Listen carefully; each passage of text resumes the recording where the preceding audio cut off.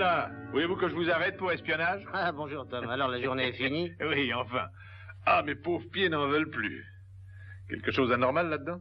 Oui, une lampe. Ça va faire plus de 2 jours qu'elle est allumée. Je me demande si je devrais pas entrer les prévenir. Peut-être qu'ils se sont pas aperçus qu'elle brûlait, tu comprends? Oh, mais ils s'en apercevront quand ils recevront la prochaine note de gaz. Ah oui, c'est quand même malheureux. En tout cas, je vois pas le mal qu'il y aurait à entrer leur demander s'ils sont au courant. Ben, j'espère qu'ils te mettront pas à la porte en te priant de te mêler de ce qui te regarde. Je vais aller boire une bière avant de dîner. Au revoir. Au revoir, Tom.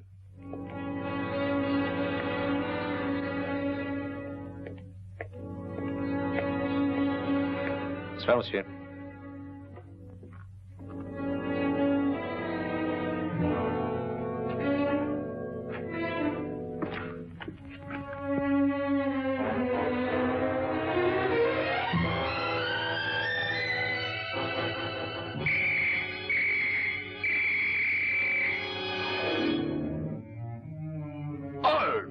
Du poison! Oui, Watson, un poison égyptien dont j'avais beaucoup entendu parler, mais que je n'avais jamais encore eu entre les mains. Mais c'est la théière! Ah, oui, c'est exact. Je m'excuse humblement, mais c'est le seul récipient vide qui me soit tombé sous la main. Rien n'est donc sacré pour vous dans cette maison? Vraiment, Holmes, vous auriez pu vous servir d'autre chose. Aucune crainte à avoir, Watson. Ce poison est soluble. La théière sera lavée à fond et prête à resservir avant même que vous soyez revenu de Regent's Park. Vous pouvez vous éviter cette peine. Pas une goutte de thé sortant de cette théière n'entrera dans ma tasse.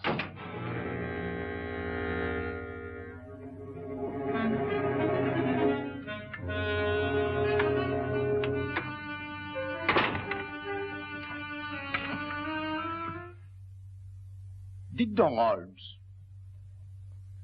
comment diable saviez-vous que j'allais à Regent's Park? Oh, simple déduction, mon cher ami. Regardez vos vêtements. Qu'avez-vous à leur reprocher? Je pourrais très bien aller au club avec. Vous êtes impeccable, à l'exception de ces vieilles chaussures. Oh, c'est juste, j'avais oublié les chaussures. Donc j'en déduis que vous allez dans un endroit où vous risquez de voir des amis, mais aussi où vous pourriez abîmer vos chaussures. Le gravier des allées d'un parc public me semble être l'endroit approprié. Mais pourquoi Regent's Park de préférence? Nous déjeunons à 12h30 et comme il est bientôt 11h, je suppose que votre choix d'un parc est subordonné à sa proximité de la maison, ce qui me donne le régent, évidemment. Ah. Simple déduction, c'est tout. Qui ça peut-il être à cette heure de la matinée? Trouvez-le par déduction, Watson. Non, je crois beaucoup plus simple d'ouvrir la porte.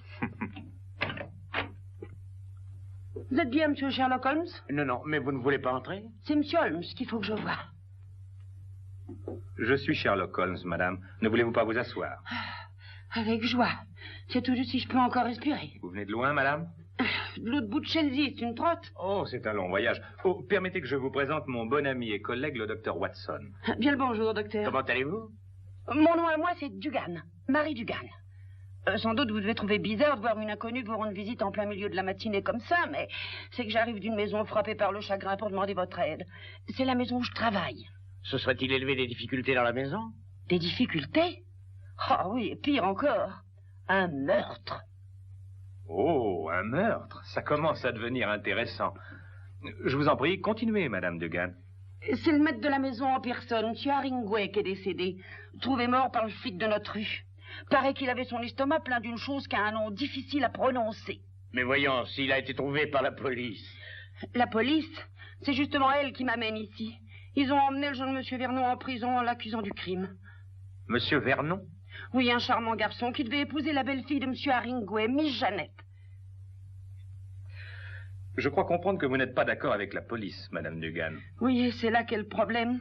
C'est ça qui me torture, me fait passer des nuits blanches et me rend la vie absolument insupportable. Parce que, monsieur Holmes, c'est mon témoignage, et mon témoignage seul qui a envoyé monsieur Vernon là où il est. C'est à cause de ce que j'ai dit à la police qu'il est dans une cellule à pourrir en attendant son dernier matin.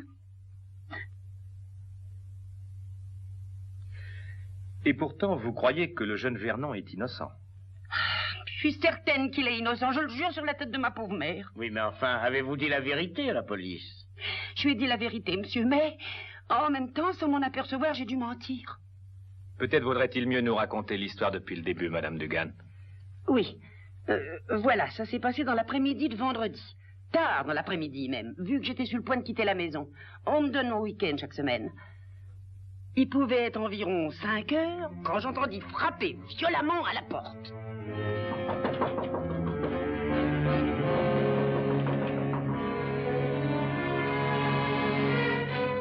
Bonjour, Madame Degan. Oh, bonjour à vous aussi, Monsieur Vernon. Monsieur Haringway a demandé à me voir. A-t-il sa mauvaise humeur habituelle? Voyons, vous ne devriez pas parler de cette façon, Monsieur Vernon. Ça rend Mademoiselle Jeannette malheureuse de vous entendre tous les deux vous disputer tout le temps. Mais s'il ne se montrait pas aussi stupide. Où est Jeannette? Elle est partie chez sa tante à Manchester. Elle devait y aller seulement demain. Ah, j'ignorais tout ça, monsieur. Mais ce que je sais, c'est que monsieur lui a ordonné de partir cet après-midi. Je doute que sa tante soit encore malade. C'est encore un de ses tours pour nous séparer. Eh bien, où est-il? Dans son bureau. Il va vous recevoir tout de suite. Oh, une minute. Mon par-dessus, j'ai oublié quelque chose.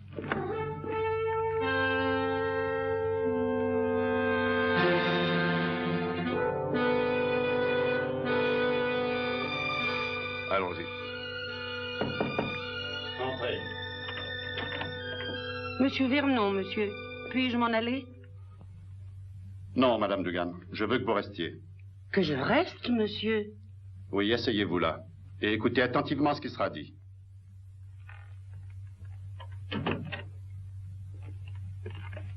Qu'est-ce que ça signifie? Qu'avez-vous inventé cette fois? Jeune homme, j'ai une offre avantageuse à vous faire. Et je veux que Madame Dugan reste ici pour en être le témoin. Oui, et quel genre d'offre? Je suis prêt à vous donner 1000 livres pour que vous sortiez de la vie de Jeannette. Auriez-vous perdu la raison? Au contraire. Seul un fou pourrait refuser une telle munificence. Vous me dégoûtez. Vos goûts ne m'intéressent pas. Je veux seulement débarrasser Jeannette de vous. Restez ici. Et écoutez-moi jusqu'au bout. Il se trouve que je suis amoureux de Jeannette. Mais je doute fort que vous soyez capable de comprendre ça. 1000 livres représentent une grosse somme d'argent. Mais pour vous, probablement plus que vous n'en posséderez jamais. Réfléchissez. Touchez 1000 livres, rien que pour disparaître. Quand je disparaîtrai, comme vous dites, votre fille disparaîtra avec moi. Je vous avertis que c'est votre seule chance de gagner quoi que ce soit. Vous voulez toujours être le maître, n'est-ce pas? La moindre des choses doit être réglée à votre façon. Combien même elle détruirait le bonheur de votre fille. Je ne cherche pas à m'opposer à son bonheur. Tout ce que je veux, c'est réussir à la débarrasser d'un boulet. Vous avez pu la garder sous votre coupe jusqu'à ce jour, mais elle va être libérée maintenant. Quoi que vous fassiez, Jeannette sera ma femme. Monsieur Haringway! Mon médicament, dans l'armoire de ma chambre. Je vais le chercher. Un flacon vert sur l'étagère.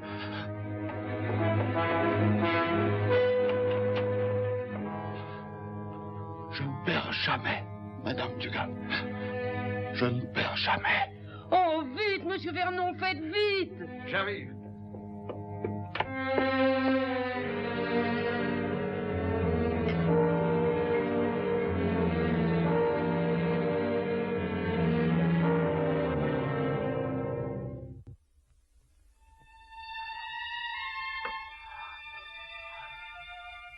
Merci. Ça va mieux maintenant. Eh bien, restez pas là comme des idiots. Je vais très bien. Alors sortez d'ici. Tous les deux. Allez-vous-en.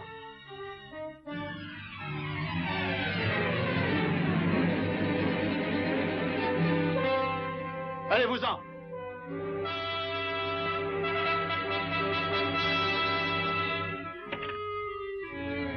Quelques minutes plus tard, je suis partie de la maison et ça a été la dernière fois que j'ai vu monsieur Haringway vivant. Oui. Et qu'avez-vous dit à la police quand elle vous a interrogé? Ben, je leur ai dit la vérité vraie, ce qui s'était passé. J'ai parlé de la bouteille que M. Vernon avait prise dans sa poche de manteau, de leur discussion, de M. Haringway qui s'est trouvé mal et de M. Vernon qui allait chercher le médicament. Et ça a été suffisant pour que le jeune Vernon soit arrêté et accusé de meurtre? Eh oui, j'ai appris ensuite par la police que c'était le médicament, ce même médicament que j'ai vu M. Vernon donner à M. Haringway, qui a tué le pauvre homme. Ils ont dit que le poison avait été mélangé avec le médicament. Oui, mais alors cela désigne nettement Vernon comme étant le coupable. Quand il est allé chercher le médicament, il a pu très facilement y mettre le poison. Je le sais bien, monsieur. Mais au fond de mon cœur, j'arrive pas à croire qu'il a pu faire ça. Mais c'est cet inspecteur Lestrade, il était têtu comme un âne rouge et il démord pas de ça. Lestrade, hein? Eh oui, c'est le policier qui a l'air de vouloir tout casser dans cette affaire. Ah oui? L'inspecteur Lestrade, vous avez entendu, Watson, une visite à son bureau s'impose. Eh bien, si vous le croyez utile. Oh oui. Et que Dieu vous bénisse, vous et vos enfants. Je ne peux rien vous promettre, Madame Dugan. Je tiens d'abord à parler à M. Vernon avant de pouvoir exprimer une opinion sur cette affaire. De toute façon, il est indispensable d'aller voir l'inspecteur Lestrade sans plus tarder. Je sais bien que la situation est guère encourageante, mais il faut savoir garder espoir. Maintenant, il faut que je parte. J'aime pas laisser Miss Jeannette seule aussi longtemps. Naturellement, Madame Dugan. Eh bien, nous ferons de notre mieux. Ah, merci, monsieur.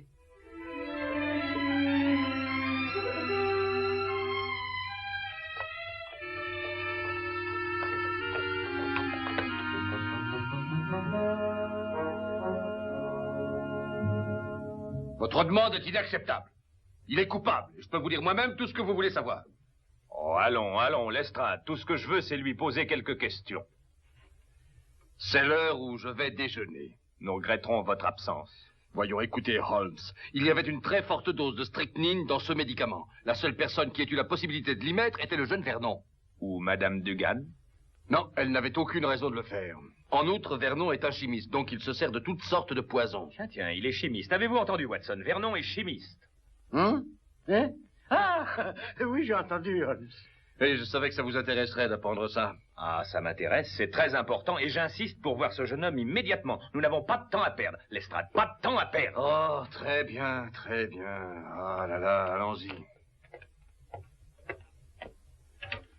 Non, vraiment, je ne vois pas l'utilité de cette entrevue. Mais puisque vous insistez pour perdre votre temps, rien que son attitude prouve qu'il est coupable. Voilà, nous y sommes. L'inspecteur Lestrade. Oui, monsieur.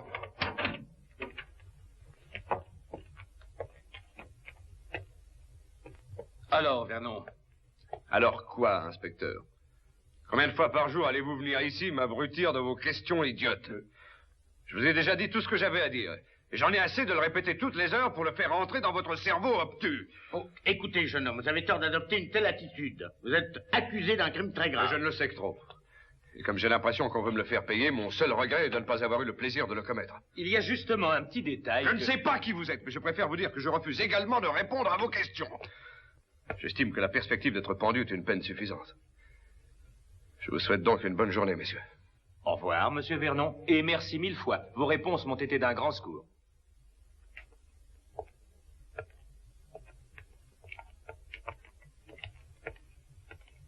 Ce jeune insolent. Je le trouve charmant, Lestrade. On retourne à Baker Street, Holmes? Pas encore, Watson. Nous avons un assassin à arrêter. Un assassin? Oui? À qui croyez-vous donc avoir parlé? Un jeune homme animé d'une sainte fureur, Lestrade. Mais il est aussi innocent que le docteur Watson, moi et vous. Tout de même peut-être pas aussi innocent que vous.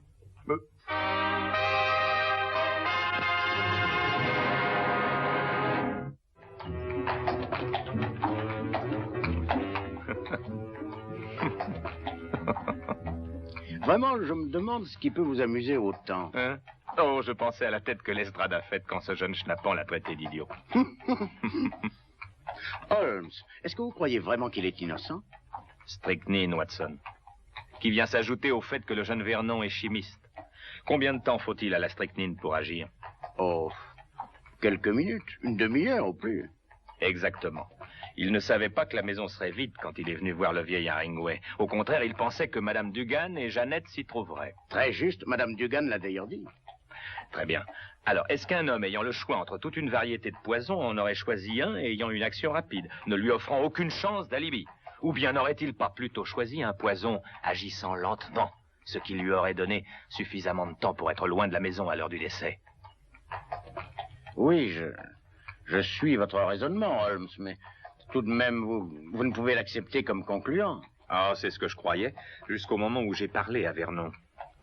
Mais vous n'avez rien tiré de cet entretien. Ah, voici la morgue. Si nous allions examiner le corps de la victime, Watson.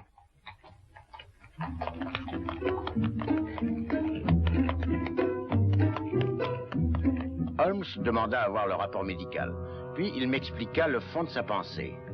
D'après lui, le caractère violent de Vernon ne cadrait pas du tout avec ce genre de crime exécuté de sang-froid. plutôt soigné de sa personne, notre ami Haringway. Hein? Pourquoi dites-vous ça? Mais regardez ses cheveux bien peignés et sa moustache bien coupée. Il ne prenait pas autant de soin de ses mains. Que voulez-vous dire, Watson? Et regardez la saleté amassée non seulement sous les ongles, mais jusque sous la peau. Oui, et ça semble incongru quand on voit ses mains bien manucurées. Oui, et spécialement celle-ci, qui est absolument immaculée. Une minute, Watson. Quoi? Cette saleté n'est pas ordinaire. C'est de la terre. Eh bien, il aimait à jardiner, peut-être. Ses mains n'ont jamais fait de jardinage. Elles démontrent une trop grande dévotion à une propreté de tous les instants. Et c'est indiscutablement parce que celle-ci a été salie juste avant sa mort qu'elle n'a pas été nettoyée. Excusez-moi, monsieur Holmes. Voici le rapport que vous avez demandé. Oh, merci. Qu'est-ce que vous cherchez, Holmes? Vous savez que la mort a été causée par de la strychnine. Ceci vous intéressera, Watson. Écoutez. La prise de sang indique une grande quantité de leucocytes, suffisante pour diagnostiquer une leucocytémie très avancée. Eh bien, Mme Dugan a dit qu'elle était malade, hein? Mais pas à ce point. Watson, dites-moi, combien de temps, à votre avis, Haringway avait-il encore à vivre si on ne lui avait pas fait avaler cette strychnine? Ben, c'est difficile à affirmer de façon précise, mais je dirais certainement pas plus d'1 an. Nous devons donc rechercher quelqu'un qui ne pouvait pas attendre 1 an. Ah oui, un meurtrier impatient.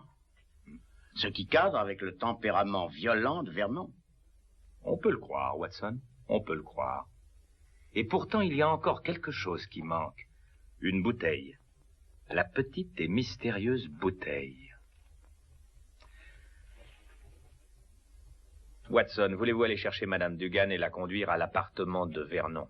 Oh oui, bien sûr. Mais qu'allez-vous faire pendant ce temps? Oh, je vais aller chez Vernon vous attendre. Il y a certains détails que je voudrais vérifier avant que vous arriviez. Mais l'appartement sera fermé, comment allez-vous entrer? Oh, avec une clé. Vous avez donc la clé de l'appartement de Vernon? Je l'espère.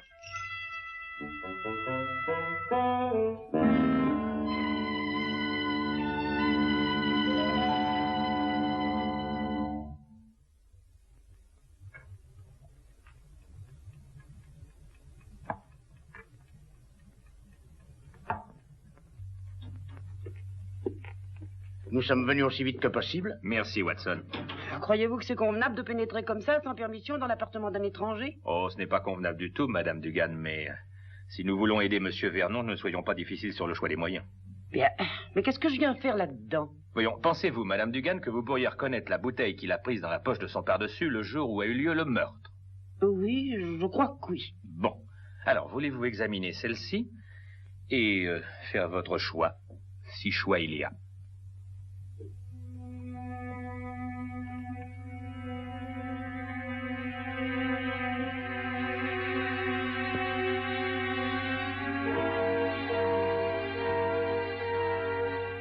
C'est celle-là. Vous en êtes sûr? Bien sûr que j'en suis sûr. Merci, Madame Dugan. Merci beaucoup.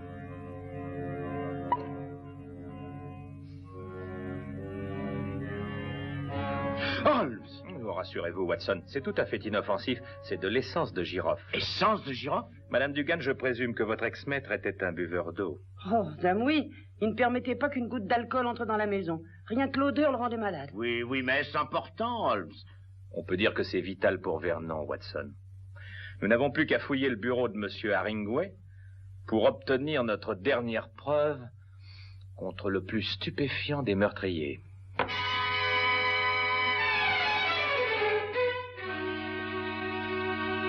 Vraiment, Miss Haringway, j'espère que vous comprenez que dans cette affaire, je suis moi-même placé dans une situation difficile. Mais en ma qualité de policier, je n'ai pas de route à suivre. Je dois me conformer aux exigences de la loi. Mais Tom est innocent. Il n'aurait jamais fait ça. C'est impossible. C'est exactement l'opinion que j'ai exprimée ce matin à Lestrade. Holmes! Oh, mais Jeannette, voici Monsieur Sherlock Holmes. Et ce monsieur qui l'accompagne est le docteur Watson, son ami. C'est à cause de moi qu'ils sont ici. Je suis allé leur demander du secours. Du secours? C'est parce que votre fiancé a été arrêté que Madame Dugan a jugé bon de venir nous voir. Ah oui. Asseyez-vous. Asseyez-vous, messieurs. Enfin, Holmes, pourquoi vous obstinez-vous?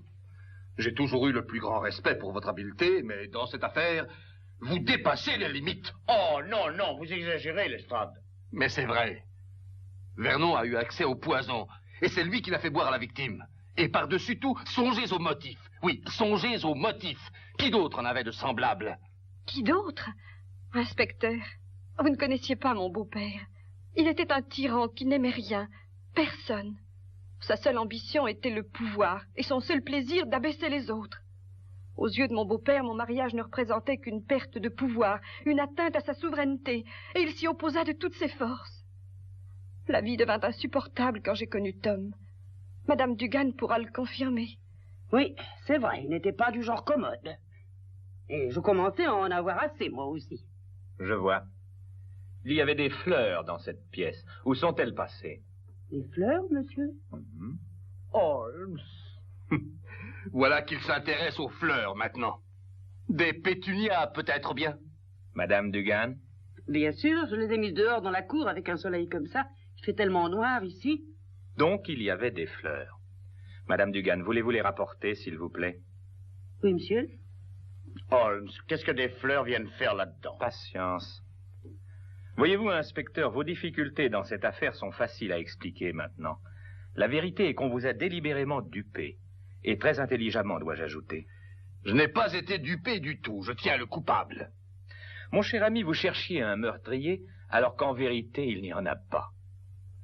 D'abord, il y a des pétunias. Maintenant, il n'y a pas de meurtrier. Il y a un cadavre, mais pas de meurtre. Parce que M. Haringway s'est simplement suicidé. Mais il n'a rien laissé prouvant que c'est un suicide. Ni message, ni rien. Naturellement, il n'a rien laissé prouvant un suicide parce qu'il voulait que tout le monde croie à un meurtre. Parlez-vous sérieusement? Le plus sérieusement du monde. Voyez-vous, votre beau-père était un tyran pire encore que vous ne l'imaginiez.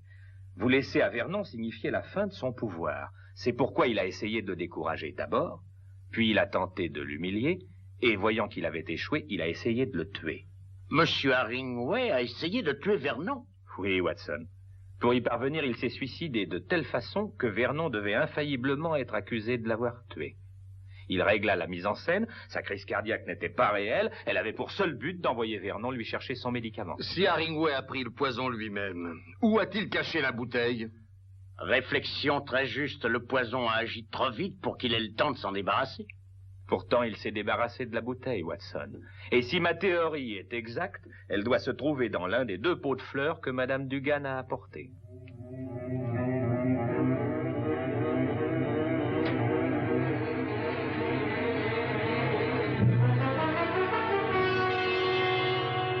Et je suis persuadé qu'une analyse nous révélera qu'elle a contenu de la strychnine.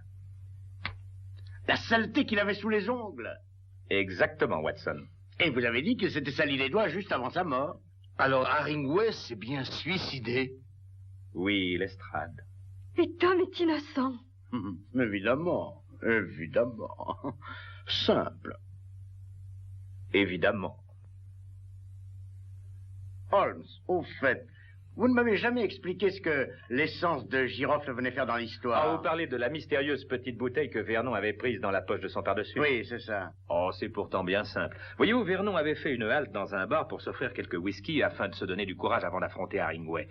Mais il savait combien le vieillard désapprouvait l'usage de l'alcool. Il lui fallait donc supprimer les preuves que son haleine aurait apportées. Et l'essence de girofle était tout indiquée pour ça. Ah, c'est ça. Thé? Non, pas pour moi, non, j'en ai pris tout à l'heure et ma digestion s'en est trouvée incommodée. Votre digestion? Oui, j'étais distrait et j'ai mélangé notre thé avec un peu de ce poison égyptien.